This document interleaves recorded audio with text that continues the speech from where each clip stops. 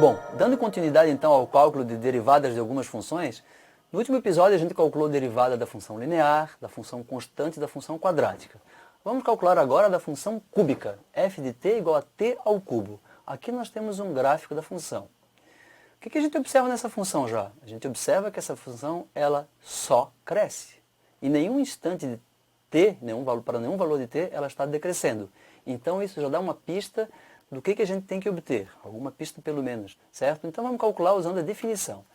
Então f' de t, ou df de t, as duas notações para a derivada da função, é o limite quando ΔT tende a zero de f de t mais ΔT, menos f de t sobre ΔT.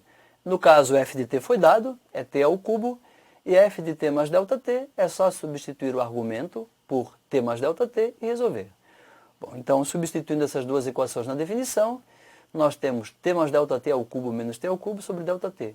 Eu tenho que desenvolver esse produto notável, de um cubo, certo? Então, é o cubo do primeiro, mais 3 vezes o quadrado do primeiro vezes o segundo, mais 3 vezes o segundo vezes o quadrado do terceiro, etc, etc. Um produto notável simples de cubo, certo? Estude esse primeiro termo aqui, é f de t mais ΔT, menos f de t dividido por ΔT.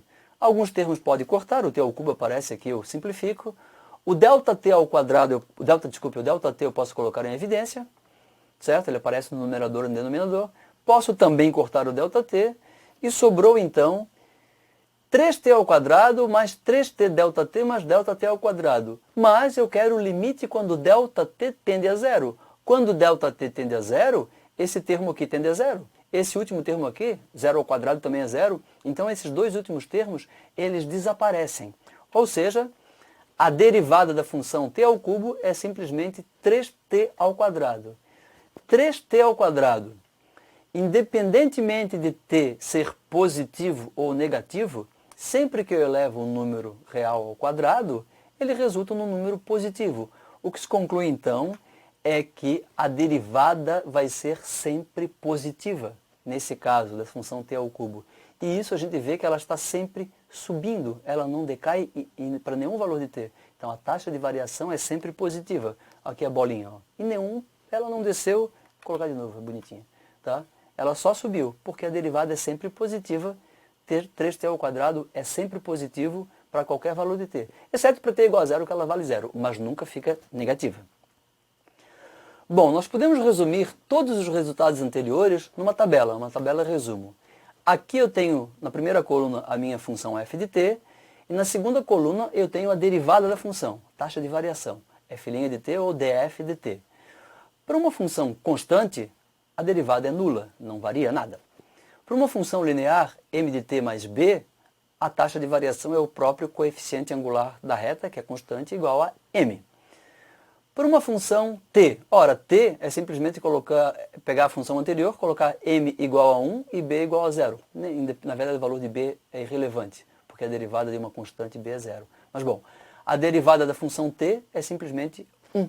A derivada da função t ao quadrado, a gente já tinha visto, é 2t, e agora, mais recentemente, a gente viu que a derivada de t ao cubo é 3t ao quadrado.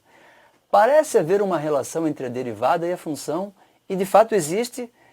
Pensando um pouquinho, vocês vão chegar à conclusão que, por uma função t elevado a n, a derivada é nt elevado a n menos 1.